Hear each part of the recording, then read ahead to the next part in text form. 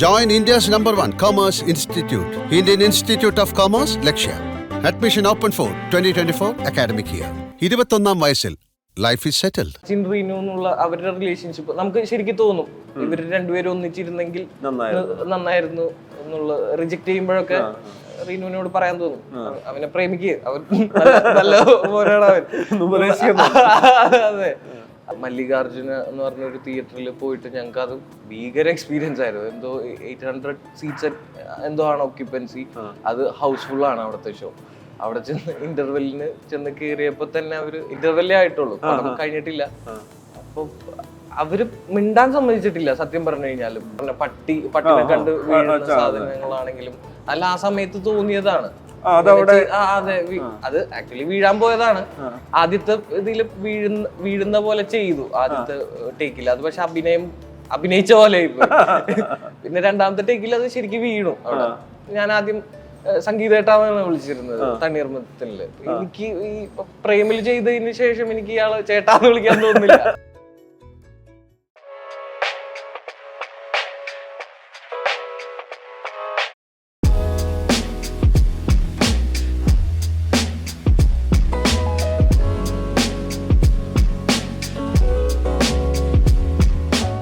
നസ്ലൻ ആണ് ക്യൂ സ്റ്റുഡിയോയിലുള്ളത്. നസ്ലൻ, അപ്പോ ആദ്യം തന്നെ congrats. Thank you. Pan south 100 crore വൻ ഗംഭീര പരിപാടിയായിട്ട് നിൽക്കുകയാണ്. എനിക്ക് ചോദിക്കാനുള്ളത്, പിന്നെ ഇപ്പൊ രാജമൗലി സർപ്രൈസ്ഡ് ആയിട്ട് വിളിച്ചിട്ട് പറയാണ് ഈ ടെറസിലെ കൈകൊണ്ട് കാണിച്ച സീൻ എങ്ങനെയായിരുന്നു എന്ന് ഇത് ചെയ്യാൻ വേണ്ടിയിട്ട്. എനിക്ക് തോന്നുന്നത് പലരും പറഞ്ഞിരുന്നു അവിടെ തെലുങ്കിലാണ് ഇവരെല്ലാം സംസാരിച്ചിരുന്നത്. അപ്പൊ ഇത് അപ്രീഷിയേറ്റ് ചെയ്യാണോ, എന്താ പറയുന്നത് എന്നുള്ളത് നിങ്ങൾ സർപ്രൈസ് ആയി നിൽക്കുകയാണെന്ന്. അപ്പൊ അതിനിടയിൽ ഭയങ്കര ശരിക്കും ഇതിന്റെ മലയാളത്തിന്റെ ഡബിൾ ബോണസ് സർപ്രൈസ് ഒക്കെ ആയിരുന്നില്ലേ തെലുങ്ക് എന്ന് പറയുന്നത്? ഉറപ്പായിട്ടും. ഞാൻ വിചാരിച്ചിരുന്നില്ല ഇത്രയും. ഇപ്പൊ ഈ ഡബ് ചെയ്ത് അവിടെ ഇറക്കുന്നുണ്ടെങ്കിലും അവിടുത്തെ ഓഡിയൻസിനും കണക്ട് ആവണം. ഈ ഹൈദരാബാദ് സാധനങ്ങളൊക്കെ അവർക്ക് റിലേറ്റ് ചെയ്യാൻ പറ്റും എന്നുണ്ടായിരുന്നു. പക്ഷെ ഓരോ ഡയലോഗിനും ഇതേപോലെ ഈ കൈ പൊക്കി കാണിക്കുന്നതും അതല്ലാതെയുള്ള കൗണ്ടർ അവര് അതിനനുസരിച്ച് സ്ക്രിപ്റ്റിലും മാറ്റം വരുത്തിയിട്ടുണ്ട്. അതെ, എന്തോ അവിടുത്തെ ഒരു ഫേമസ് ഒരു ലേഡിയുടെ ഒക്കെ എന്തോ ഒരു റെഫറൻസ് ഒക്കെ വെച്ചിട്ടുണ്ട്. ഏതോ ആന്റിയോ അങ്ങനെയൊക്കെ ഒരു സ്ക്രിപ്റ്റിലും ഒരുപാട് നല്ലപോലെ സമയം എടുത്ത് തെലുങ്ക് ഓഡിയൻസിന് കണക്ട് ആവുന്ന രീതിയിൽ അവരത് മാറ്റിയിട്ട് നല്ല വൃത്തിക്കാ ചെയ്തേക്കുന്നത്. അപ്പൊ നല്ല വൃത്തിക്ക് ഗിരീഷിനേക്കാൾ അയ്യോ അങ്ങനല്ല, അവിടുത്തെ ഓഡിയൻസിനും കൂടി കണക്ട് ആവുന്ന ഗിരീഷേട്ടൻ ഡയറക്ടറെ. അതെ, അല്ല എനിക്ക് ഇത് രാജമൗലി സാറൊക്കെ ഞാൻ സത്യം ആ സ്റ്റേജിൽ ആ വീഡിയോ കണ്ടു കഴിഞ്ഞാൽ അറിയാം ഞാൻ നല്ല നെർവസ് ആയിട്ടാണ് നിൽക്കുന്നത്. മനസ്സിലായിരുന്നു പുള്ളി അപ്രീഷിയേറ്റ് ചെയ്യുന്നതാണ് മനസ്സിലായിരുന്നു. പക്ഷെ ഇങ്ങനെ ഒരു ആക്ഷൻ അവിടെ റിപ്പീറ്റ് ചെയ്ത് കാണിക്കാൻ ചോദിക്കുന്നൊന്നും വിചാരിച്ചില്ല. ഇല്ല പുള്ളി അത്രയും എന്താ മൈന്യൂട്ട് സാധനങ്ങളൊക്കെ ഒബ്സർവ് ചെയ്തിട്ടുണ്ട്, അല്ലെങ്കിൽ പടത്തിൽ അത്രയും അതൊക്കെ ശ്രദ്ധിച്ചിട്ടുണ്ട് എന്നുള്ളത് ഞാൻ വിചാരിച്ചില്ല. എനിക്ക് അതൊക്കെ ഭയങ്കര. അതായത് ശരിക്ക് ഇത് കഴിഞ്ഞിട്ട് നിങ്ങൾ ഒരു പേഴ്സണൽ ഇന്ററാക്ഷൻ ഉണ്ടാവുമല്ലോ ഉറപ്പായും. ഞാനൊരു പബ്ലിക് ഫംഗ്ഷൻ അല്ലാതെ എന്താ അവര് പേഴ്സണലി എന്താണ് ഓരോ ആളുകളോട് വന്ന് പറഞ്ഞത്? ഇപ്പം നെസ്ലനോടൊക്കെ എന്താ രാജമൗലിയൊക്കെ കമ്മ്യൂണിക്കേറ്റ് ചെയ്തത്? നന്നായിട്ട് ചെയ്തിട്ടുണ്ട്, നല്ലൊരു ഫ്യൂച്ചർ ഉണ്ട്. ഇപ്പൊ ചെയ്യുന്ന പരിപാടികൾ മുന്നോട്ട് കണ്ടിന്യൂ ചെയ്ത് പോവാ, ഇതൊക്കെ തന്നെയാ പറഞ്ഞത്. ഇപ്പൊ കേരളത്തിൽ ഇപ്പം നെസ്ലൻ, എനിക്ക് തോന്നുന്നത് കേരളത്തിൽ നെസ്ലിന്റെ റിലീസ് മിക്കവാറും FDFS ഒക്കെ കാണാൻ പോകുന്ന അല്ലെങ്കിൽ തിയേറ്ററിൽ പോകുന്ന ആളാണ്, അല്ലാത്ത പടങ്ങൾക്ക് വരെ. ഇപ്പം ആവേശത്തിന്റെ പിള്ളേര് പറയുന്നുണ്ടായിരുന്നു ഞങ്ങൾക്ക് ആദ്യം നെസ്ലിന്റെ കോളാണ് ആദ്യം വന്നത്. ആവേശം ഞാൻ അത്രയും വെയിറ്റ് ചെയ്ത്, ആവേശം മാത്രല്ല ഇപ്പൊ ആടുജീവിതം ഞാൻ ഫസ്റ്റ് ഡേ ഷോ മിക്ക പടങ്ങളും ഞാൻ അങ്ങനെ പോവാറുണ്ട്. അത് ഈ സിനിമയിൽ വരുന്നതിന് മുമ്പ് തന്നെ സിനിമകൾ നമുക്ക് താല്പര്യം തോന്നുന്ന സിനിമകൾ ഫസ്റ്റ് ഡേ തന്നെ പോയി കാണുന്ന ശീലമുണ്ട്. ഈ ഫസ്റ്റ് തണ്ണീർമത്തിന് മുമ്പ് തന്നെ പോവല്ലേ ഇഷ്ടമുള്ള. ഈ ഞാൻ പറയുന്നത് ഇത് പ്രേമലു കേരളത്തിൽ കണ്ട ഫീൽ ആയിരിക്കില്ലല്ലോ തെലുങ്ക് തിയേറ്ററിൽ പോയി കാണുന്നത്. അവിടെ എന്താ അവിടുത്തെ ഒരു തിയേറ്ററിന്റെ ഒരു ഓളൊക്കെ എങ്ങനെയായിരുന്നു? അയ്യോ, അത് ഞങ്ങളെ കൊണ്ടൊന്നും സംസാരിക്കാനേ സമ്മതിച്ചിട്ടില്ല അവിടുത്തെ ഓഡിയൻസ്. അവിടെ ഒരു മല്ലികാർജുന എന്ന് പറഞ്ഞ ഒരു തിയേറ്ററിൽ പോയിട്ട് ഞങ്ങൾക്ക് അത് ഭീകര എക്സ്പീരിയൻസ് ആയിരുന്നു. എന്തോ 800 സീറ്റ്സ് എന്തോ ആണ് ഓക്യുപ്പൻസി. അത് ഹൗസ്ഫുൾ ആണ് അവിടുത്തെ ഷോ. അവിടെ ചെന്ന് ഇന്റർവെല്ലിന് ചെന്ന് കയറിയപ്പോ തന്നെ അവര് ഇന്റർവെല്ലേ ആയിട്ടുള്ളൂ, കഴിഞ്ഞിട്ടില്ല. അപ്പൊ അവര് മിണ്ടാൻ സമ്മതിച്ചിട്ടില്ല സത്യം പറഞ്ഞു കഴിഞ്ഞാലും. അതെ, ലൗഡായിട്ട് സച്ചിൻ റീനു എവിടെയെന്നൊക്കെ ചോദിക്കുന്നുണ്ടായിരുന്നു. അത് കൂടുള്ള ആൾക്കാരൊക്കെ പറഞ്ഞ് മനസ്സിലാക്കി തന്നത്. അത് നമുക്ക് ഭാഷ അറിയില്ല, അതെ അതെ. അത് ഭയങ്കര എന്താ, നമ്മൾ ഇതിനു മുമ്പ് അത്യാവശ്യം തെലുങ്ക് പഠിക്കാൻ പറ്റും. കാരണം പടത്തിലും തെലുങ്ക് കുറച്ചൊക്കെ കൈനിടണം. പിന്നെ അത് കഴിഞ്ഞിട്ട് ഇത് ഭയങ്കര രസമുള്ള എക്സ്പീരിയൻസ് ആണല്ലോ. ആര് പറഞ്ഞ പ്രേമലൂന്ന് പേരിട്ട് തുടങ്ങിയെടുത്തുനിന്ന് ഇപ്പം ശരിക്കും അത് തെലുങ്ക് പടം പോലെ സെലിബ്രേറ്റ് ചെയ്യാണല്ലോ. അപ്പൊ എന്താണ് തെലുങ്ക് എന്നൊക്കെ ഒരു കോള് വന്നു കഴിഞ്ഞാല് അപ്രീഷിയേറ്റ് ചെയ്യാണോ അടുത്ത പടത്തിന് വിളിക്കുകയാണോ എന്നൊക്കെ മനസ്സിലാവുന്നത്. തെലുങ്ക് കുറച്ച് എന്താ മനസ്സിലാവും, മനസ്സിലാവും ഇൻ ദ സെൻസ് ചില സാധനങ്ങളൊന്നും പിക്ക് ചെയ്യാൻ പറ്റും. അതെ, പിക്ക് ചെയ്യാൻ പറ്റും. എന്താണ് ഉദ്ദേശിക്കുന്നത് എന്നുള്ളൊരു അതിന്റെ ഒരു ഇത് കിട്ടും പറയുമ്പോ. കളിയാക്കുകയാണോ അല്ലെങ്കിൽ ശരിക്ക് ഗിരീഷ് പറയുമ്പോഴൊക്കെ നെസ്ലിനെ കുറിച്ച് പറയുന്നവരൊക്കെ പറയുന്നത് ഈ നെസ്ലിന്റെ ആദ്യത്തെ വരവാണ്. ഇവരിക്കുന്നത് നെസ്ലിന്റെ തിയേറ്റർ ഇൻട്രോയേക്കാൾ ഹെവി ആയിരുന്നു നെസ്ലൻ ഓഡിഷന് വരവ് എന്ന് വിനീതാണെങ്കിലും ഗിരീഷ് ആണെങ്കിലും പറയാറുണ്ട്. നെസ്ലൻ കാണിച്ച എക്സൈറ്റ്മെന്റ്, നെസ്ലന്റെ ബോഡി ലാംഗ്വേജ് എന്നുള്ള സംഗതിയൊക്കെ വെച്ചിട്ടാണ് അവര് ഫസ്റ്റ് കാസ്റ്റ് ചെയ്യുന്നത്. ആ കോളേജിൽ നിന്ന് ഒരുപാട് പേര് വരുന്നു പറയുന്നിടത്ത് ഒറ്റയാളാണ് വരുന്നത്. ശരിക്കും ഈ ഓഡിഷനുള്ളൊരു ആദ്യത്തെ പോക്കും അവിടുന്ന് കിട്ടുന്ന ഒരു റിയാക്ഷനും അവിടെയാണല്ലോ എൻട്രി തുടങ്ങുന്നത്. അതെങ്ങനെയുള്ള ഒരു പരിപാടിയായിരുന്നു? അതേപോലെ ഓഡിഷൻ അത് വിചാരിച്ച് പോയതൊന്നുമല്ല. സിനിമയില് കേറണം എന്നുള്ള ഇതേപോലെ ഫ്രണ്ട്സ് ഗ്രൂപ്പായിട്ട് ഒരു ദിവസം എന്തോ സൺഡേയോ സാറ്റർഡേയോ എന്തോ ആയിരുന്നു ഓഡിഷൻ. അപ്പോൾ അതിനെല്ലാവരുമായിട്ട് പോവാം എന്നുള്ളൊരു മൈൻഡ് സെറ്റിൽ അങ്ങനെ പോയതാണ്. പക്ഷെ ആ ദിവസം ആരും തന്നെ ഉണ്ടായിരുന്നില്ല. എന്നാൽ പോലും നമ്മള് അതിൽ എന്തിലേക്ക് കാസ്റ്റ് ചെയ്യപ്പെടോ, എന്ത് റോളായിരിക്കും അഭിനയിക്കേണ്ടി? ഞാൻ അതൊന്നും ചിന്തിച്ചിട്ടില്ല അതിനെപ്പറ്റി ഒന്നും. സിനിമയോ അല്ലെങ്കിൽ ബാക്കി കാര്യങ്ങളോ ഇതിൽ അല്ലെങ്കിൽ എന്ത് ക്യാരക്ടർ ആയിരിക്കും വരിക എന്നുള്ളത് ഞാൻ അവിടെ എത്തിയിട്ട് വരെ ഞാൻ ഭയങ്കര നെർവസ് ആയിരുന്നു. കാരണം ഒറ്റയ്ക്കാ വന്ന് നിക്കുന്നേ, അവിടെ കൂടെ വരാൻ അതെ ആരുമില്ല.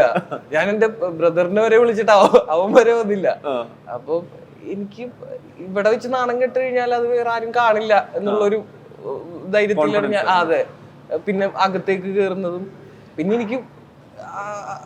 എനിക്കൊന്നും അറിയില്ല അവിടത്തെ എന്താ ചെയ്യേണ്ടതെന്നോ അല്ലെങ്കിൽ എങ്ങനെയാ അവിടെ ബിഹേവ് ചെയ്യേണ്ടതെന്നോ ഒന്നും അറിയില്ല. ചിലപ്പോ അതായിരിക്കും അവർക്ക്. അതെ അതെ അതെ, അവർക്ക് എന്തെങ്കിലും ഒരു പോയിന്റ് ഹുക്ക് ചെയ്തത് ചിലപ്പോ അതായിരിക്കും. വിനീത് ചാക്യാരായിരുന്നു പുള്ളി. അതൊരു ഇന്റർവ്യൂലും വിനീതും പറയുന്നുണ്ട്, പിന്നെ ഗിരീഷും പറയുന്നുണ്ട്. പക്ഷെ ഇവര് കാസ്റ്റ് ചെയ്യുന്നു. അതിലാണെങ്കിലും എനിക്ക് തോന്നുന്നത് തണ്ണീർമത്തൻ തുടങ്ങി, തണ്ണീർമത്തന്റെ ഒരു സോഷ്യൽ മീഡിയ ഡിസ്കഷൻ പെട്ടെന്ന് ഓണായിരുന്നല്ലോ. തണ്ണീർമത്തൻ ഇത് ഒരു ട്രെൻഡ് സെറ്റർ ആയിരുന്നല്ലോ. അന്ന് ഈ ഒരു ബജറ്റ് വന്നിട്ട് 40 crore plus അങ്ങനെ ഭയങ്കര ഡിസ്കഷൻ. പിന്നെ നെസ്ലന്റെ ക്യാരക്ടറിനെ വെച്ചിട്ട് കാരിക്കേച്ചർ വരുന്നു, ഒരു ഓറയൊക്കെ സെറ്റ് ചെയ്തിട്ടുള്ള ഒരു കാർട്ടൂണൊക്കെ വരുന്നത്. അതായത് അതിലുള്ള ഭയങ്കര റബൽ ആയിട്ടുള്ള ഒരാളാണ്. പുറകിലൊക്കെ ഒട്ടിക്കുന്നു മറ്റേ ഡയലോഗ്. അത് ഭയങ്കര, അതായത് അതിലൊരു നമ്മളൊരു ക്യാരക്ടർ റോള് ഫസ്റ്റ് ടൈം ചെയ്യുന്നു, അത് ട്രെൻഡ് സെറ്റർ ആവുകയാണല്ലോ. ആളുകൾ നമ്മളൊരു തരം വേദവാക്യം പോലെ ഇയാളുടെ ഫിലോസഫി തന്നെ ഫോളോ ചെയ്യുന്ന ഒരു ക്രൗഡിനെ സെറ്റ് ചെയ്യുകയാണല്ലോ. ശരിക്ക് എനിക്കിനി ഇത് ഉറപ്പിക്കാം, ആക്ടിങ് എനിക്ക് അങ്ങനെ പിടിക്കാമെന്ന് തോന്നിയത് ശരിക്കും തണ്ണീർമത്തൻ. ഇല്ല, എനിക്ക് അപ്പോഴും ചെയ്യുമ്പോഴാണെങ്കിലും തണ്ണീർമത്തൻ ഇറങ്ങിക്കഴിഞ്ഞിട്ടാണെങ്കിലും ഞാൻ വിചാരിച്ചിട്ടില്ല. ഇറങ്ങുന്നതിന് മുമ്പ് വരെ ഞാൻ ഇത്രയും ഒരു അപ്രീസിയേഷൻ കിട്ടും അല്ലെങ്കിൽ നമ്മൾ ചെയ്ത ഈ ക്യാരക്ടർ ഇത്രയും ഒരു ആൾക്കാരുടെ ഇടയിൽ ഇത്രയും ഒരു റീച്ച് ഉണ്ടാക്കും എന്നൊന്നും വിചാരിച്ചിട്ടില്ല. അപ്പോഴും എനിക്ക് തണ്ണീർമത്തൻ കഴിഞ്ഞിട്ടും എനിക്ക് ആക്ടിങ് എന്നെ കൊണ്ട് പറ്റുന്ന പരിപാടിയാണോ ഇത് ചെയ്തതൊന്നും എനിക്കറിയില്ലായിരുന്നു. ആ സമയത്ത് ചെയ്ത് ഗിരീഷ് ഏട്ടൻ എന്താണോ പറയുന്നത്, പിന്നെ ഈ കൗണ്ടേഴ്സ് ഒക്കെ നിനക്ക് പെൺപിള്ളേരുടെ അതൊന്നും സ്ക്രിപ്റ്റിലില്ല. ആ സമയത്ത് ഞാൻ അത് അത്രയും കംഫർട്ടബിൾ ആയിരുന്നു. ഭയങ്കര ട്രെൻഡ് സെറ്റർ ആയ ഒരു ഡയലോഗ് ഇവർക്കിടയിൽ വന്ന് ഇവര് ഭക്ഷണം കഴിക്കുന്ന ഒരു പ്ലോട്ടിൽ വന്നിട്ട് കൗണ്ടർ ആണല്ലോ ഏറ്റവും വർക്കായത്. സത്യം പറഞ്ഞു കഴിഞ്ഞാൽ അവിടെ എന്തെങ്കിലും ഒന്ന് പറയണം എന്ന് തോന്നിയിട്ട് ഞാൻ വെറുതെ ചുമ്മാ പറഞ്ഞ ഒരു സാധനം അത്. അതൊരു ഓൺ ടൈം കൗണ്ടർ. അതെ, കൗണ്ടർ. സ്ക്രിപ്റ്റിലും ഇല്ല. അത് എനിക്ക് അതൊക്കെ അപ്പൊ അത് ഒരു പ്രോപ്പർ ഒരു ഗൈഡൻസ് ഉണ്ടായിരുന്നു ഗിരീഷ് ചേട്ടന്റെയും ഡിനോയ് ചേട്ടന്റെയും. ഇപ്പൊ ഡിനോയ് ചേട്ടനൊക്കെ ഒരുപാട് ടൈം സ്പെൻഡ് ചെയ്തിട്ടുണ്ട് തണ്ണീർമത്തിന്റെ സമയത്തൊക്കെ ആണെങ്കിലും. ഗിരീഷ് ചേട്ടനും അറിയാം എന്തൊക്കെയാണ് വീക്ക് പോയിന്റുകൾ, അല്ലെങ്കിൽ ശരിക്കും അറിയാം അവരൊക്കെയാണല്ലോ. അതായത് ശരിക്കും നെസ്ലൻ ആ മൊമെന്റിൽ എന്താണോ പറഞ്ഞത് അത് ഓക്കെ ടേക്ക് ആണ്. അതെ, ഓക്കെ ആവുകയാണ് ചെയ്തത് സത്യം പറഞ്ഞു കഴിഞ്ഞാല്.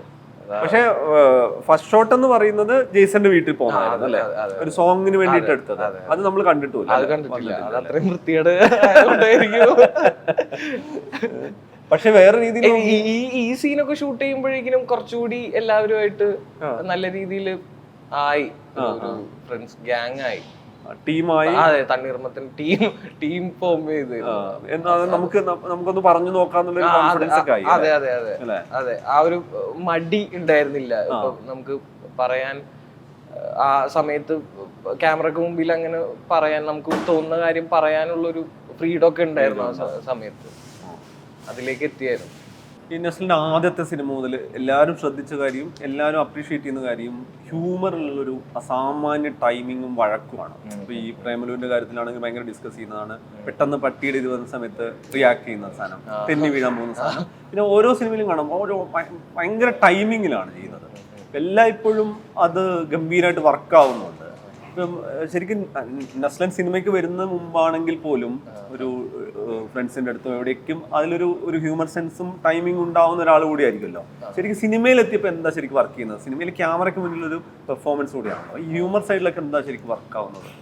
ഹ്യൂമർ സൈഡ് എനിക്ക് തോന്നുന്നു കൂടുതലും ഈ ഡയറക്ടേഴ്സ്, ഇപ്പൊ ഗിരീഷ് ചേട്ടനാണെങ്കിലും അല്ലെങ്കിൽ മറ്റുള്ള ഡയറക്ടേഴ്സ് ആണെങ്കിലും അവരായിട്ടുള്ള ഒരു റാപ്പ് ആദ്യം അതിലേക്കൊരു ഞങ്ങൾക്കിടയിലൊരു ബന്ധം വരുമ്പോഴാണ് അത് കുറച്ചുകൂടി എനിക്ക് വൈബ്.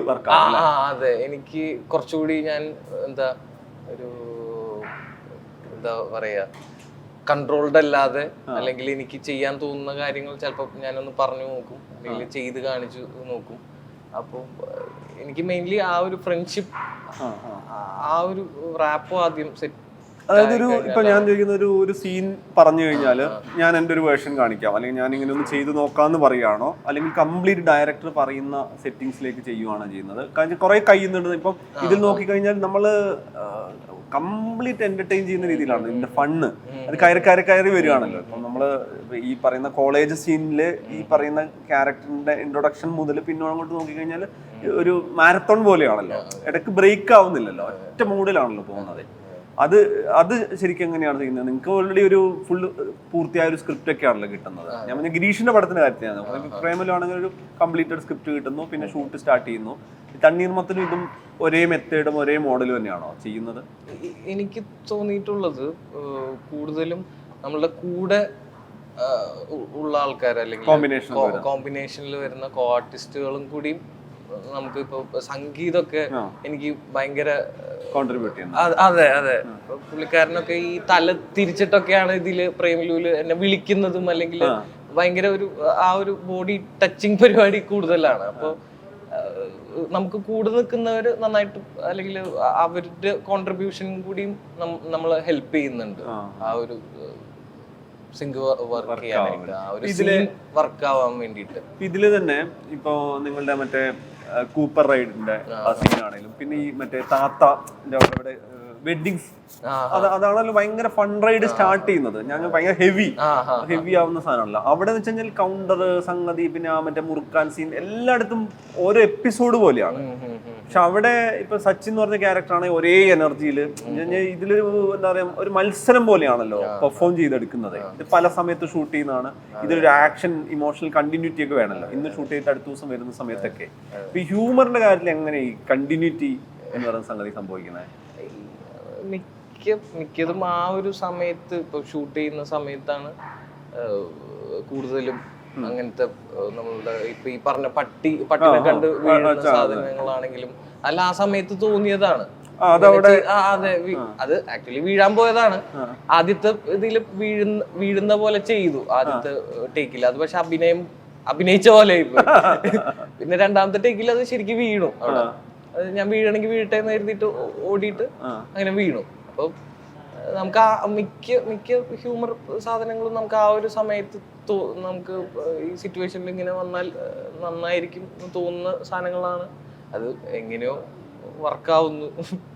ഞാൻ ചോദിക്കുന്നത് നെസ്ലിൻ ഇപ്പൊ ഓഡിഷന് വരുന്നതാണെങ്കിലും അങ്ങനെ ഒരു പ്ലാൻ ചെയ്തിട്ട് നോക്കൂ, എനിക്ക് ഈ ഓഡിഷൻ കിട്ടുന്നു, ഞാൻ ആക്ടർ ആവുന്നു, കുറച്ച് റോൾസ് ചെയ്തു, അങ്ങനെ ഒരു പ്ലാനിലേ അല്ലല്ലോ. ഒന്ന് ട്രൈ ചെയ്തു, പക്ഷെ അത് ക്ലിക്ക് ആവുന്നു, പിന്നെ ഫൈൻ ട്യൂൺ ചെയ്തെടുക്കുകയാണ്. എന്നാൽ പോലും നെസ്ലിന് അതിലൊരു ഭാഗ്യമുണ്ട്. ഞാൻ പിന്നെ വർക്ക് ചെയ്ത സിനിമകളെല്ലാം എനിക്ക് ഒരുപാട് കാര്യങ്ങൾ പഠിപ്പിച്ചു തരുന്ന ലേണിംഗ് ആണ്. അല്ല ഞാൻ പറഞ്ഞത്, എന്നാൽ പോലും നെസ്ലിൻ ശരിക്കും ഒരു ഹോംവർക്ക് നടത്തുന്നുണ്ടല്ലോ. ഇപ്പൊ ഞാൻ പറഞ്ഞത്, ഇപ്പൊ ഞാൻ ഓൺ ടൈം അവിടെ ഇട്ടതാണെന്ന് പറഞ്ഞപ്പോഴും നെസ്ലിന്റെ പലതരം ഒബ്സർവേഷൻ ആണല്ലോ. ഇപ്പൊ തെന്നി ഇങ്ങനെ വീഴാം, ഇവിടെ ഇങ്ങനെ റിയാക്ട് ചെയ്യാം, അല്ലെങ്കിൽ ഈ സമയത്ത് ഇങ്ങനെ ഒരു ഡയലോഗ് പറയാം. കാരണം അതിന്റെ മീറ്റർ തെറ്റിയാൽ, അത് പിന്നെ ചളിയായി പോയി കഴിഞ്ഞാൽ, അല്ലെങ്കിൽ നേരത്തെ പറഞ്ഞാൽ അഭിനയമായി പോയി കഴിഞ്ഞാൽ ആളുകൾ കൈയടിക്കുന്നതിന് പകരം പോവാനും സാധ്യതയുള്ള സാധനമാണല്ലോ. അപ്പൊ അതിലെന്താ ശരിക്കും ഇപ്പൊ നെസ്ലിൻ ഒരു ആക്ടർ എന്നുള്ള രീതിയിൽ പ്രാക്ടീസ് ചെയ്യുന്നത് എന്താ ശരിക്കും ഒരു പടത്തിന് വേണ്ടിയിട്ട്? മാക്സിമം ആ സീനിൽ ക്യാരക്ടർ പറയുന്ന കാര്യങ്ങൾ അല്ലെങ്കിൽ ചെയ്യുന്ന കാര്യങ്ങൾ ആൾക്കാർക്ക് കൺവിൻസ്ഡ് ആയിട്ട് തോന്നണം. ഞാൻ കൂടുതലും ശ്രദ്ധിക്കുന്ന അതിലാണ്. ആ ഒരു സീനിൽ ആ ക്യാരക്ടർ വന്ന് ആ ക്യാരക്ടർ ഇങ്ങനെ ബിഹേവ് ചെയ്ത് കഴിഞ്ഞാൽ ആൾക്കാർക്ക് കൺവിൻസ്ഡ് ആവണം. അതാണ് ഞാൻ കൂടുതലും ശ്രദ്ധിക്കാറ്. അതായത് സച്ചിൻ ഇങ്ങനെ ചെയ്യാൻ സാധ്യതയുണ്ട്, ഇങ്ങനെ ചെയ്യാൻ സാധ്യതയില്ല, അതിലൊരു അത് ആദ്യം തന്നെ ഒരു മീറ്റർ പിടിച്ചു. പിന്നെ നമ്മൾക്കൊരു പ്രോപ്പർ ഗൈഡൻസ് കൂടിയാണല്ലോ പോകുന്നത്. നമ്മൾ ഒന്ന് ഓവറായി കഴിഞ്ഞാൽ അപ്പൊ തന്നെ ഗിരീഷ് ഏട്ടൻ പറയുകയും ചെയ്യും. ഗിരീഷിന് ഓക്കെ ആവുന്നതും നെസ്ലിൻ ഓക്കെ ആവുന്നതും ഒരുപോലെ വരണല്ലോ. അതെങ്ങനെയാ? ഞാൻ ഈ നമ്മൾ കൗണ്ടർ ഇടുമ്പോ കയ്യിൽ നിന്നിടുന്ന സമയത്തൊക്കെ ഇത് പാളിപ്പോയോ, ഇത് വർക്കായോ എന്നൊക്കെ ഉള്ളത്, അതിലെന്തെങ്കിലും ഈ പ്രേമലു വെച്ചിട്ട് അങ്ങനെ എന്തെങ്കിലും ഒരു എക്സാമ്പിൾ പറയാം? പ്രേമലുവിന്റെ കാര്യത്തിലാണെങ്കിൽ ഈ സീനൊക്കെ എടുക്കുന്നതിന് മുമ്പ് മിക്ക പടത്തിലും ഒരു റിഹേഴ്സൽ ടേക്ക് ഉണ്ടാവും. എന്താണ് നടക്കുന്നത് എന്നുള്ള ഒരു കാര്യം എല്ലാവർക്കും ബോധ്യം വരാനായിട്ട്. ഇപ്പൊ ക്യാമറാമാൻ ആണെങ്കിലും എന്തൊക്കെയാണ് അവിടെ നടക്കുന്നതെന്ന് ആ സമയത്താണ് ഇത്തരത്തിലുള്ള കൗണ്ടേഴ്സ് ഒക്കെ കേറുന്നത്. അപ്പൊ അതിലെല്ലാവരുടെയും കോൺട്രിബ്യൂഷൻ ഉണ്ടാവും. സംഗീതന്റെ ഉണ്ടാവും, ഗിരീഷേട്ടൻ്റെ ഉണ്ടാവും. ഗിരീഷേട്ടൻ ചിലപ്പോ വെറുതെ ഒരു പൊട്ടക്കഥ, ചിലപ്പോ വേറെ തരത്തിലൊക്കെ പറയുന്ന സാധനങ്ങളൊക്കെ അതിൽ നിന്നൊക്കെ ചില ചെറിയ ചെറിയ സാധനങ്ങളൊക്കെ കേറും. അപ്പൊ ആ സമയത്താണ് അത് ലോക്കാവുന്നത് ആക്ച്വലി. നമ്മൾ നോക്കുവാണെങ്കിൽ നെസ്ലിൻ എന്ന് പറയുന്ന ഒരാളെ കണ്ടാൽ ചിരിക്കുന്ന രീതിയിൽ നെസ്ലിൻ ഒരു ബ്രാൻഡ് സെറ്റ് ചെയ്തിട്ടുണ്ട്. പക്ഷെ ഞാൻ പറയുന്നത് ഇപ്പുറത്ത് ഇമോഷൻസ്, ഇപ്പൊ ഞാൻ പറഞ്ഞ ഈ ദുൽഖർ ചെയ്ത ബിബീഷിന്റെ ചെറുപ്പകാലം ചെയ്തെടുത്ത് ചെറിയ പോർഷൻസ് ആണ്, ഒരു കാമിയോ റോളാണ്, പക്ഷെ അവിടെ പോലും ഒരു ഇമോഷണൽ ലെയർ ഉണ്ട്. ഈ പറയുന്ന അമ്മ, അച്ഛൻ, ഈ പുള്ളിക്കൊരു മെന്റലി ഡൗൺ ആയിട്ടുള്ള ഒരു മൊമെന്റ് പറയുന്ന സമയത്ത് നെസ്ലിനാണ് ഇത് ചെയ്തത്. ഡബ് ചെയ്തേക്കുന്നത് നെസ്ലിൻ അല്ല അല്ലെ അതില്? പക്ഷെ ഞാൻ അങ്ങനെ ഒരു ഇമോഷണൽ സീൻസ് ഉപയോഗിച്ചിട്ടുണ്ട്. അങ്ങനെ പല സിനിമ, കുരുതിയിലാണെങ്കിലും കുറച്ചുകൂടി ഇന്റൻസ് ഉള്ള രീതിയിലാണ് ചെയ്യുന്നത്. ഇപ്പം നെസ്ലിനെ സംബന്ധിച്ചോളം ഈ ക്യാരക്ടറിന്റെ കാര്യത്തിൽ എന്ത് കോൺഫിഡൻസ് വരിക? ഇപ്പം ഗിരീഷാമ്പ് നെസ്ലിൻ അറിയാം ഇതെന്റെ ഇതിന് പറ്റുന്നതാണ്, ഗിരീഷിനെ നെസ്ലിനെ നന്നായിട്ട് അറിയാം, നിങ്ങളുടെ റാപ്പ് വർക്കാവും അറിയാം. പക്ഷെ ഇപ്പം ആഫ്റ്റർ പ്രേമലു വരുന്നത് പലതരം ഡയറക്ടേഴ്സ് ആയിരിക്കും. ഈ നെസ്ലിന്റെ ഇതുവരെയുള്ള ഫിലിമോഗ്രാഫി കണ്ടിട്ടുള്ള ഒരു കോൺഫിഡൻസിലായിരിക്കില്ല വരുന്നത്. നെസ്ലിനെ എങ്ങനെ ഇങ്ങോട്ട് സെലക്ട് ചെയ്യുന്നത് ഒരു സിനിമ? എനിക്ക് ഈ ഒരു അല്ലെങ്കിൽ എന്നെ കൊണ്ട് എത്രത്തോളം അത് കൺവിൻസ്ഡ് ആക്കാൻ പറ്റും എന്നുള്ളതാണ് ഞാൻ നോക്കാറ്. ആ ക്യാരക്ടർ എത്രത്തോളം ഞാൻ ചെയ്തു കഴിഞ്ഞാൽ എനിക്ക് പുൾ ഓഫ് ചെയ്യാൻ പറ്റുന്ന, ഇപ്പൊ എന്റെ ലിമിറ്റ്സ് ഏറ്റവും കൂടുതൽ നന്നായിട്ട് അറിയാവുന്നത് എനിക്ക് തന്നെയാണ്. അപ്പോൾ ഈ ഒരു സമയത്ത് അല്ലെങ്കിൽ നമ്മൾ ഗ്രാജുവലി ആണ് ഓരോന്ന് പഠിച്ച് വരുന്നത്. ഇപ്പൊ ഈ തണ്ണീർമത്തൻ ചെയ്ത പോലെയല്ല ഞാൻ വരണ ആവശ്യമുണ്ട്. അതിൽ ആ ക്യാമിയോ ചെറിയ ക്യാരക്ടർ ആണെങ്കിലും ചെയ്യാൻ പോയി അവിടുത്തെ ഇൻഫർമേഷൻസ് അല്ലെങ്കിൽ ഇപ്പൊ അനൂപേട്ടൻ പറയുന്ന കാര്യങ്ങൾ എല്ലാം നമ്മൾ ഗ്രാജുവലി പഠിച്ച് വരികയാണ്. അപ്പോ ചെറിയ ക്യാരക്ടറിനും വലിയ സാധനം അതിൽ ഏറ്റവും പ്രധാനപ്പെട്ട സ്റ്റോറി ടെല്ലിംഗ് മൊമെന്റ് അതാണ്. അത് കൺവിൻസ് ചെയ്യേണ്ട ആക്ഷൻ നെസ്ലിന്റെയാണ്. അതെ അതെ. ഇപ്പൊ ഒരുപാട് ഞാൻ എന്റെ ആക്ടിങ്ങിനെ സമീപിക്കുന്ന രീതിയും ഒരുപാട് മാറിയിട്ടുണ്ട്. ആദ്യത്തെ തണ്ണീർമത്തിൽ നിന്നും ഒരുപാട് വ്യത്യാസം വന്നിട്ടുണ്ട്. അപ്പോൾ ഈ മാറ്റങ്ങൾ സംഭവിക്കുന്നതിനനുസരിച്ച് നമ്മളെ കൊണ്ടുള്ള കോൺഫിഡൻസ് അല്ലെങ്കിൽ എല്ലാം ബിൽഡായി വരുന്നുണ്ട്. അപ്പോഴാണ് നമുക്ക് ഡിഫറെന്റ് ആയിട്ടുള്ള ക്യാരക്ടേഴ്സ് ചെയ്യാൻ പറ്റുന്നത്. അല്ലെങ്കിൽ ഇത് ചെയ്താൽ നമുക്ക് ഉള്ളിൽ ആദ്യം ഒരു കോൺഫിഡൻസ് വേണം, ഇത് നമുക്ക് കൺവിൻസ് ചെയ്യാൻ പറ്റും ആൾക്കാരെ എന്നുള്ളൊരു അത്തരത്തിലുള്ള ക്യാരക്ടേഴ്സ് അല്ലെങ്കിൽ കഥകൾ കേൾക്കുമ്പോൾ ഹാപ്പി ആയിട്ട് അത് ചെയ്യുന്നു. ഇപ്പൊ ഞാൻ ചോദിക്കുന്നത് മിക്ക സിനിമയും ഒന്നാമത്തെ ദിവസമൊക്കെ പോയി കാണുന്ന ആളാണല്ലോ. ആരുടെ പടം ഇറങ്ങിയാലും ഫസ്റ്റ് ഡേ പോയി കാണുന്ന ഒരാളാണല്ലോ. അപ്പൊ നമ്മുടെ പടവും ഇപ്പം നെസ്ലിന്റെ പടവും വരുവാണ്, നെസ്ലിനെ നല്ല വലിയ സ്ക്രീനിൽ കാണുകയാണ്, നിങ്ങളുടെ ഹ്യൂമർ കാണുകയാണ്, ആളുകൾ ചിരിച്ചു മറിയുന്ന സാധനമാണ്. ആ സമയത്ത് നെസ്ലിൻ എങ്ങനെ ഒരു പക്ക ഒരു വ്യൂവർ പെർസ്പെക്റ്റീവിലാണ് കാണുക, അല്ലെങ്കിൽ ഈ സമയത്ത് ഞാൻ ഇങ്ങനെ കാണിച്ചല്ലോ, അല്ലെങ്കിൽ ഈ പറയുന്ന ഏതെങ്കിലും തരത്തിൽ ഈ പറയുന്ന എന്തെങ്കിലും വീക്ക്നെസ് ഉണ്ടോ, അല്ലെങ്കിൽ ഇത് നന്നായോ, അങ്ങനെ എന്തെങ്കിലും ഒരു ജഡ്ജ്മെന്റ് ഒക്കെ അങ്ങനെ കിട്ടുന്നുണ്ടോ? പ്രേമലു എത്ര പ്രാവശ്യം കണ്ടിട്ടുണ്ടാവും? പ്രേമിൽ ഒരു 10 തവണ അല്ല, തിയേറ്റർ വിസിറ്റ് ഒക്കെ ആയിട്ട് ഒരുപാട് തവണ കണ്ടിട്ടുണ്ട്. പിന്നെ ഇപ്പൊ ഈ OTT ഇറങ്ങിയപ്പോഴും വെറുതെ കാണുന്ന ഞാനിപ്പം വരുന്ന സമയത്തും പ്രേമലുവിന്റെ ഒരുപാട് പോർഷൻസ് കണ്ടിട്ട് ആദ്യത്തെ തവണ ചിരിച്ച പോലെയും ആദ്യത്തെ തവണ എൻജോയ് ചെയ്ത പോലെയും എൻജോയ് ചെയ്തിട്ടുള്ള ആളാണ്. നെസ്ലൻ ഇത് ഓരോ തവണ കാണുന്ന സമയത്തും നെസ്ലൻ എന്നുള്ള ആസ് എ പെർഫോമറിന്റെ ഗ്രാഫ് അല്ലെങ്കിൽ ഏതെങ്കിലും കാര്യങ്ങൾ ഈ സമയത്ത് ഞാൻ ഇങ്ങനെ ചെയ്തു, അങ്ങനെ എന്തെങ്കിലും നോട്ടീസ് ചെയ്യോ, എന്താ അങ്ങനെ എന്തെങ്കിലും ചെയ്യോ? എനിക്ക് ആദ്യത്തെ ഇപ്പൊ പ്രേമലുവിന്റെ ഫസ്റ്റ് ഷോയ്ക്ക് അല്ലെങ്കിൽ ഫസ്റ്റ് ഡേ ഞാൻ പോയത് എനിക്ക് അതൊരു പുതിയ സിനിമ ആയിട്ടായിരുന്നു. എന്താന്ന് വെച്ച് കഴിഞ്ഞാൽ അതിന്റെ ഡബ് കട്ട് വേറെ തരത്തിലുള്ള വേർഷൻ ആയിരുന്നു. റെഫറൻസ് ഒക്കെ മ്യൂസിക് ഒക്കെ ഇട്ട്, മ്യൂസിക് ഒന്നും ഫൈനലായിട്ടുണ്ടായിരുന്നില്ല, ബാക്കിയുള്ള കളറിങ് പരിപാടി സിനിമ കംപ്ലീറ്റഡ് ആയിരുന്നില്ല. അപ്പൊ എനിക്കത് ടോട്ടലി പുതിയൊരു സാധനം. എനിക്ക് ശരിക്കും എല്ലാരും കാണുന്ന ഒരു പ്രേക്ഷകൻ എന്നുള്ള രീതിയിൽ തന്നെയാണ് കണ്ടത്. പിന്നെയും റിപ്പീറ്റഡ് ആയിട്ട് കാണുമ്പോഴാണ് നമുക്കിത് അറിയാലോ, ഈ സീനിൽ ഇങ്ങനെയൊക്കെ ആയിരുന്നു എന്നുള്ളത് ആലോചിച്ചിരുന്നത്. അല്ലെങ്കിൽ ഒരു 3-4 തവണ ഒക്കെ കണ്ടു കഴിഞ്ഞപ്പോഴാണ് എനിക്ക് ഈ ഭാഗത്തൊക്കെ കുറച്ചുകൂടി നന്നാക്കായിരുന്നു, അല്ലെങ്കിൽ അത്തരത്തിലുള്ള സാധനങ്ങളൊക്കെ റിപ്പീറ്റ് ആയിട്ട് വാച്ച് ചെയ്യുമ്പോഴാണ് ഈ പേഴ്സണലി ഏറ്റവും വർക്കായി. ഇപ്പൊ ഞാൻ പറഞ്ഞില്ലേ, ഇപ്പൊ എല്ലാവർക്കും ഒരു പ്രേമലു മൊമെന്റ് ഉണ്ടാവും. പടം കണ്ടിട്ട് ഇതാണ് നമുക്ക് വർക്കാതെ ഏറ്റവും എന്റർടൈൻ ചെയ്തത്, എൻജോയ് ചെയ്തത്, അങ്ങനെ ഓരോ സാധനം ഉണ്ടാവല്ലോ. നമ്മൾ അങ്ങനെ ഒരു ലിസ്റ്റ് കൊടുത്ത 1, 2, 3 പോലെയൊക്കെ ആളുകൾക്ക് ഉണ്ടാവല്ലോ. നെസ്ലിന് പേഴ്സണലി ഏറ്റവും വർക്കായ സീൻ ഏതാ? എനിക്ക് ഈ സിനിമയിൽ സീനല്ല, എനിക്ക് ഈ സംഗീതനായിട്ടുള്ള ഒരു കണക്ഷൻ, നിങ്ങളുടെ കോമ്പിനേഷൻ, ആ ഒരു കോമ്പിനേഷൻ റീനുവിനായിട്ടുള്ള ഇപ്പൊ ആ ക്യാരക്ടേഴ്സിന്റെ സച്ചിൻ റീനു എന്നുള്ള അവരുടെ റിലേഷൻഷിപ്പ് നമുക്ക് ശരിക്കും തോന്നും ഇവര് രണ്ടുപേരും ഒന്നിച്ചിരുന്നെങ്കിൽ നന്നായിരുന്നു എന്നുള്ള. റിജക്ട് ചെയ്യുമ്പോഴൊക്കെ റീനുവിനോട് പറയാൻ തോന്നും, അവനെ പ്രേമിക്കുക, അവൻ നല്ല പോരാണ് അവൻ. അതെ. അപ്പൊ എനിക്ക് ആ കണക്ഷൻസ് ഒക്കെ എനിക്കിപ്പോ പ്രേമിൽ ചെയ്ത് കഴിഞ്ഞപ്പോഴാണെങ്കിലും ഷൂട്ട് കഴിഞ്ഞപ്പോൾ ഞങ്ങളത് ഇടയ്ക്കിടയ്ക്ക് ഡിസ്കസ് ചെയ്യാറുണ്ട്. ഞാൻ സംഗീതിനോട് പറഞ്ഞിരുന്നു, അടിപൊളിയായിരുന്നു തൻ്റെ ഒപ്പം. ഞങ്ങക്ക് ഇതിനു മുമ്പ് അറിയാം അത് ഭയങ്കര, പക്ഷെ ഇത്രയും ഫോർമലായിട്ടൊന്നും അല്ല കേട്ടോ പറഞ്ഞത്, രസമായിരുന്നു എന്ന് പറഞ്ഞു. ഭയങ്കര ചെയ്ത് കഴിഞ്ഞപ്പോഴാണെങ്കിലും ഞങ്ങൾക്കിടയിൽ ആ ഒരു ബോണ്ടിങ് പുറത്തേക്ക് വന്നു. അതെ അതെ. ഈ സിനിമയ്ക്ക് മുമ്പ് വരെ ഞങ്ങള് ഫ്രീക്വന്റ് ആയിട്ട് കാണുന്നവരോ അല്ലെങ്കിൽ എപ്പോഴും വിളിച്ച് സംസാരിക്കുന്നവരോ ഒന്നും ആയിരുന്നില്ല, പക്ഷെ ആ ഒരു സുഹൃത്ത് ബന്ധം ഉണ്ട് നേരത്തെ സ്പോട്ട് എഡിറ്റർ ആയിട്ടല്ലേ? അതെ, തണ്ണീർമത്തിന്റെ ആ സമയത്ത് നമുക്ക് മറ്റേ സിനിമ എക്സ്പീരിയൻസ്ഡ് ആയിട്ടുള്ള ആള് പുള്ളിയാണല്ലോ. അപ്പൊ സിനിമ എങ്ങനെയാണെന്നൊക്കെ ഉള്ള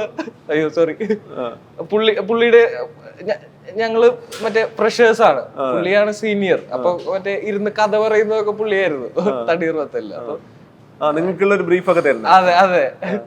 അപ്പൊ ഇതിനു ശേഷം ഞങ്ങൾക്കിടയിൽ ഭയങ്കരമായിട്ട് ഞാൻ ആദ്യം സംഗീതേട്ടാന്നാണ് വിളിച്ചിരുന്നത് തണ്ണീർമത്തലില്. എനിക്ക് ഈ പ്രേമിൽ ചെയ്തതിന് ശേഷം എനിക്ക് ഇയാളെ ചേട്ടാന്ന് വിളിക്കാൻ തോന്നുന്നില്ല. വിളിക്കാൻ പറ്റുന്ന പ്രശ്നം ഇല്ല, അങ്ങനെയല്ല. സച്ചിനും ഇത്രയും ബോണ്ടിങ് ആയ ചേട്ടൻ ആ ഒരു ഷൂട്ടിംഗ് സമയത്ത് എനിക്ക് അയാളെ വിളിക്കാൻ തോന്നുന്നുണ്ടായിരുന്നില്ല, സംഗീതേട്ടനെ വിളിക്കാൻ തോന്നുന്നുണ്ടായിരുന്നില്ല. ഈ തിയേറ്റർ വിസിറ്റ്, ശരിക്കും തിയേറ്റർ വിസിറ്റ് എന്ന് പറയുന്നത് നമ്മൾ നോക്കുവാണെങ്കിൽ കുറച്ച് കാലമായിട്ടുള്ളൂ ഈ തിയേറ്റർ വിസിറ്റ്. അപ്പം പ്രീ റിലീസ് കോളേജ് വിസിറ്റ് ചെയ്യും, എല്ലാം ചെയ്യും. പക്ഷെ പടം ഇറങ്ങിയതിന് ശേഷം ഓഡിയൻസിന്റെ കൂടെ കാണുക, അതിന് വേണ്ടിയിട്ട് ഇറങ്ങുക എന്നുള്ളത് എനിക്കൊന്നത് 1-2 പ്രാവശ്യമൊക്കെ നെസ്ലിൻ അത് ചെയ്തിട്ടുണ്ടാവും. അത് പേഴ്സണലി ഉണ്ടാക്കുന്ന ഒരു ഇമ്പാക്റ്റും ഒരു ഫീഡ്ബാക്കും എന്താ? ഭയങ്കര അടിപൊളിയാണ് അത്. നമുക്ക് ഓഡിയൻസിന്റെ റെസ്പോൺസ് ശരിക്ക് ആ സമയത്ത് അവര് ഇപ്പൊ നമ്മൾ പോകുന്ന സമയത്ത് അവരറിയില്ല നമ്മൾ ഇവിടെ ഉണ്ട്, അതെ വന്നിട്ടുണ്ടെന്ന്. നമ്മൾ വന്നിട്ടുണ്ടെന്ന് പറഞ്ഞു കഴിഞ്ഞാൽ ചിലപ്പോ അവര് ഒരു ചെറിയ തമാശക്കൊക്കെ ഓവറായിട്ട് ചിലപ്പോ ചിരിച്ചുകളയും. അപ്പൊ ഇത് ജെന്യൂൻ ആയിട്ടുള്ള റെസ്പോൺസ് നമുക്ക് കാണാൻ പറ്റും തിയേറ്ററിൽ പോയി. പിന്നെ അത് മാത്രമല്ല പുറകിലേക്ക് ഇടക്ക് നോക്കാനും സാധ്യതയുണ്ട്. നിങ്ങൾ പുറകിലിരിക്കുവാണെങ്കിൽ സ്ക്രീനിലേക്കും പുറകിലേക്കൊക്കെ. അതെ. ഈ പ്രേമലുവിന്റെ കാര്യത്തിൽ നോക്കുകയാണെങ്കിൽ ഓരോ സിനിമ കഴിയുന്ന സമയത്ത് നെസ്ലൻ കൂടി ഫൈൻ ട്യൂൺ ചെയ്യുന്നുണ്ട്. ഇപ്പൊ നെസ്ലൻ എന്ന് പറയുന്ന ഒരു ആക്ടർ എന്നുള്ള രീതി ഇപ്പൊ ആദ്യത്തെ പടത്തിന്റെ നമ്മൾ നോക്കുവാണെങ്കിൽ ഒരു പയ്യൻ ഇമേജ് വിട്ടിട്ട് ഒരു ഫൈൻ ആയിട്ടുള്ള ഒരു ആക്ടറായിട്ട് വരികയാണല്ലോ ചെയ്യുന്നത്. ഇപ്പം എങ്ങനെയാണ് ഈ നെസ്ലൻ അസോസിയേറ്റ് ചെയ്യുന്ന ഡയറക്ടേഴ്സിന്റെ കോൺട്രിബ്യൂഷൻ എങ്ങനെയാണ് വരുന്നത് ഇതില്? ഇപ്പൊ ഗിരീഷ് മുതൽ ഇപ്പം റഹ്മാന്റെ പടം ചെയ്യാൻ പോവാണ്. ഇപ്പൊ നിങ്ങൾ ഓരോ പടത്തിൽ അസോസിയേറ്റ് ചെയ്യുമ്പോൾ എങ്ങനെയാണ് ഡയറക്ടർ എത്രത്തോളമാണ് നെസ്ലിനെ ഇൻഫ്ലുവൻസ് ചെയ്യുന്നത്? ഡയറക്ടർ മാത്രമല്ല, ഈ സിനിമയിൽ നമ്മളുടെ ഒപ്പം ഉണ്ടായിരുന്ന എല്ലാവരുടെയും നമ്മൾ സുഹൃത്തുക്കളായിട്ട് വെക്കുന്ന അല്ലെങ്കിൽ സിനിമ സംസാരിക്കുമ്പോൾ അവരുടെ കയ്യിൽ നിന്ന് എന്തൊക്കെയാണോ നമുക്കറിയാത്ത പുതിയത് കിട്ടുന്നത് അതെല്ലാം ഫീഡ് ചെയ്യും. അതെല്ലാം അറിയാൻ ശ്രമിക്കും. എനിക്ക് ഞാൻ അങ്ങനത്തെ ഒരാളാണ്. അപ്പൊ കൂടുതലും ഇപ്പൊ ഈ സംഗീത ആയിക്കോട്ടെ, തണ്ണീർമത്തിന്റെ സമയത്തൊക്കെ ഞങ്ങൾക്ക് ഒരു സിനിമ എക്സ്പീരിയൻസ് ഉള്ള ആള് സംഗീതേട്ടനൊക്കെ ആയിരുന്നു. അപ്പൊ ഇവരുടെ കൂടെ ഇരുന്ന് പുതിയ സിനിമകൾ അല്ലെങ്കിൽ കാണാത്ത സിനിമകളെ പറ്റി സംസാരിക്കുക. ഐ മീൻ അത് അവര് കണ്ട സിനിമകൾ കാണാൻ പറ്റുന്ന നല്ല സിനിമകൾ ഏതൊക്കെയാണെന്നോ അല്ലെങ്കിൽ അത്തരം സംസാരത്തിലൂടെയാണ് അത് എക്സ്പീരിയൻസ്ഡ് ആവുന്നത്. ഇതിൽ തന്നെ ഗിരീഷിന്റെ കൂടെയാണല്ലോ ഏറ്റവും കൂടുതൽ സിനിമ ചെയ്തത്. നമ്പർ ഓഫ് സിനിമ ഗിരീഷാണ്. ഗിരീഷേട്ടന്റെ എല്ലാ പടത്തിലും ഗിരീഷ് എന്ന് പറയുന്ന ഒരാള് ഗിരീഷ് പറഞ്ഞിട്ടുണ്ട്. ഗിരീഷിന്റെ പടങ്ങളിൽ ഗിരീഷിന്റെ ആത്മാംശം അല്ലെ ഗിരീഷ് തന്നെ വരാറുണ്ട്. നമ്മള് പിന്നെ ഗിരീഷ് പറഞ്ഞതിന് ശേഷം നോക്കുമ്പോ ഇത് ഗിരീഷിനെ പോലെയാണോ റിയാക്ട് ചെയ്യുന്നത്, അല്ലെങ്കിൽ ഗിരീഷിന്റെ സ്വഭാവത്തിലാണോ കമ്മ്യൂണിക്കേറ്റ് ചെയ്യുന്നൊക്കെ നമ്മൾ തുടക്കത്തിൽ ഓരോ സിനിമ ഇപ്പൊ മാത്യുവിനെ കാണുമ്പോൾ ഇത് ഗിരീഷിന്റെ കുറച്ച് കോൺട്രിബ്യൂഷൻ വരുന്നുണ്ടോ, അല്ലെങ്കിൽ നസ്ലിനെ കാണുമ്പോൾ ഇതിൽ എവിടെയെങ്കിലും പിന്നെ ഗിരീഷ് സംസാരിക്കുന്ന പോലെ സംസാരിക്കുന്നുണ്ടോ എന്നൊക്കെ തോന്നുമല്ലോ. ഗിരീഷിന്റെ പടം ചെയ്യുമ്പോൾ ഒരു കംഫർട്ട് എന്താണ് ഗിരീഷിനൊപ്പം ചെയ്യുന്നത്? എനിക്കൊരു സിനിമ ചെയ്യുന്ന അല്ലെങ്കിൽ അഭിനയമാണ് എന്നുള്ളൊരു സാധനം ഇല്ല. അത് ഭയങ്കര ഞാനും ഭയങ്കര രസത്തില് എനിക്ക് ഗിരീഷേട്ടന്റെ കൂടെ വർക്ക് ചെയ്യാൻ ഭയങ്കര ഈസിയാണ്. ഭയങ്കര ഇപ്പൊ ഞാൻ അങ്ങനെ എന്താ ഓവർ സ്ട്രെസ്ഡ് ആവുകയോ അങ്ങനത്തെ ഒരു സിറ്റുവേഷൻ വന്നിട്ടില്ല ഇതുവരെ. അങ്ങനെ ഗിരീഷേട്ടന്റെ കൂടെ വർക്ക് ചെയ്യുന്ന സമയത്ത് ഭയങ്കര കംഫർട്ടബിൾ ആയിട്ടുള്ള ഒരാളാണ് പുള്ളിക്കാരൻ്റെ ഒപ്പം. പിന്നെ ഈസിലി കിട്ടും. ആ ഗിവ് ആൻഡ് ടേക്ക് പുള്ളി പറയുന്നത് ഉദ്ദേശിക്കുന്നത് എന്താണെന്നുള്ളത് ഒരു അധികം എക്സ്പ്ലെയിൻ ചെയ്യാതെ തന്നെ ഞങ്ങൾക്കിടയിൽ പിടികിട്ടും. ഞാൻ എങ്ങനെയാണ് അതിനെ കാണുന്നതെന്ന് പുള്ളിക്കാരനും ഒരു ഐഡിയ പെട്ടെന്ന് തന്നെ കിട്ടും.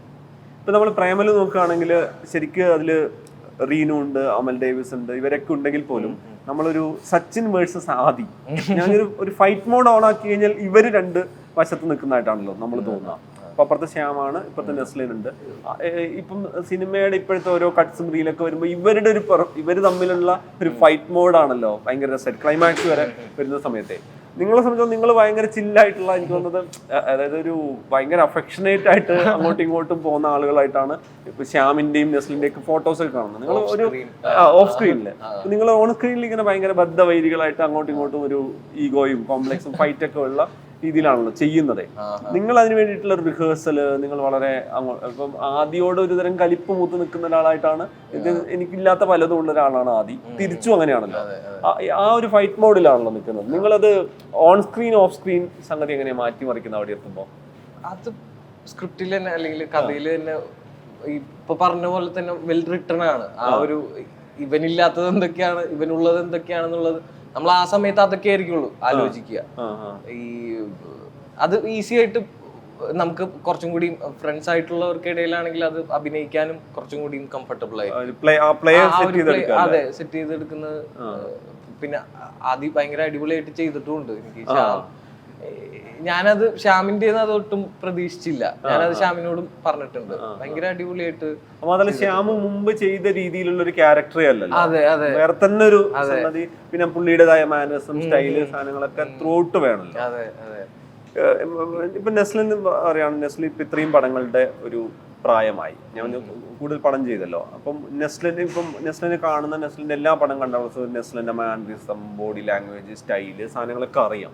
ഒരു പടം വരുന്ന സമയത്ത് നെസ്ലിൻ പറഞ്ഞല്ലോ ഇതെനിക്ക് കൺവിൻസിങ് ആവുമോ എന്നുള്ളത് ക്യാരക്ടറിന്റെ കാര്യം നോക്കുന്ന സമയത്ത് ഞാൻ ഇതുവരെ ചെയ്തതിൽ നിന്ന് മാറി എന്ത് ചെയ്യാൻ പറ്റുന്ന കൂടി സ്വാഭാവികമായിട്ട് ആലോചിക്കുമല്ലോ. ഞാൻ പറഞ്ഞു കുരുതി അങ്ങനെ ഒരു സാധനമായിരുന്നു. ഇപ്പൊ പ്രേമലു ആണെങ്കിൽ പോലും പ്രേമലു നേരത്തെ ചെയ്ത പോലുള്ള സിനിമയല്ല, അതിന്റെ ഫണ്ട് അതേപോലെയാണെങ്കിലും നെസ്ലിന്റെ നേരത്തെയുള്ള ശരീരഭാഷയിൽ അതേപടിയല്ലല്ലോ ചെയ്യുന്നത്. എന്തെങ്കിലും ഒരു മാറ്റം വരുത്തില്ല. അതൊക്കെ എങ്ങനെയാണ് റീഡ് ചെയ്യുക? ഇതെന്താ ഇനിയിപ്പോ ഇതില് ഓക്കെ ഞാൻ ഇങ്ങനെയായിരിക്കും പൊതുവെ നടക്കാറുള്ളത്. ഇപ്പൊ ഞാൻ പറഞ്ഞത് നെസ്ലിന്റെ നടത്തം പോലും ആളുകൾക്ക് ഭയങ്കര ഇഷ്ടമാണ്. കാരണം ഒരുപാട് സ്ഥലത്ത് വൈഡിൽ കണ്ടുകൊണ്ട് ആദ്യത്തെ പടത്തിൽ പോലും നെസ്ലിൻ എനിക്കൊന്ന് അത്ര അലസമായി നടന്നു വരുന്നതൊക്കെ പല പടത്തിൽ കണ്ടിട്ടുണ്ട്. പിന്നെ ഈ പിന്നെ ശരണ്യയിലാണെങ്കിലും തണ്ണീർമത്തലാണെങ്കിലും ഇതിൽ പെടാത്ത ഒരു മൊത്തം ഒരു വേറൊരു വൈബിൽ പോകുന്ന ഒരാളായിട്ടാണല്ലോ ചെയ്തേക്കുന്നത്.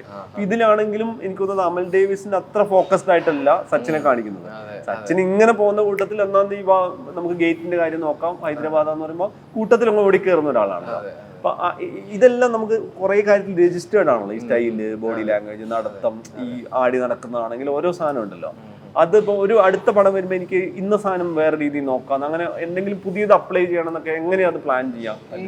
എനിക്ക് കേൾക്കുന്ന കഥയിൽ എനിക്ക് മുമ്പ് ചെയ്തത് ഇപ്പൊ ഈ പറഞ്ഞ പോലെ മുമ്പ് ചെയ്ത ക്യാരക്ടറിന്റെ പോലെ ഒരു മിക്ക പടങ്ങളും വരുന്നത് ഇപ്പൊ ഒരു അലസമായിട്ട് നടക്കുന്ന ഒരു ഞാനതാ ചോദിക്കും. കാരണം വെച്ചാൽ ഈ ഹിറ്റ് ഫോർമുല ആയിരിക്കും ഏറ്റവും കൂടുതൽ ആളുകൾക്ക് വേണ്ടത്. അതെ, അതിനുശേഷം വരുന്ന സ്ക്രിപ്റ്റുകളാണെങ്കിലും ഈ ക്യാരക്ടറിനോട് സിമിലാരിറ്റീസ് ഉള്ള പരിപാടികളൊക്കെ തന്നെയാണ്. ഞാനപ്പോ കഥ കേൾക്കുമ്പോൾ എന്തെങ്കിലും ഡിഫറെന്റ് ആയിട്ട് നമുക്ക് ആ കഥ കേൾക്കുന്ന സമയത്ത് തോന്നുന്നുണ്ടെങ്കിൽ അതിലെന്തെങ്കിലും ഒരു വ്യത്യാസം ഉണ്ടാവും.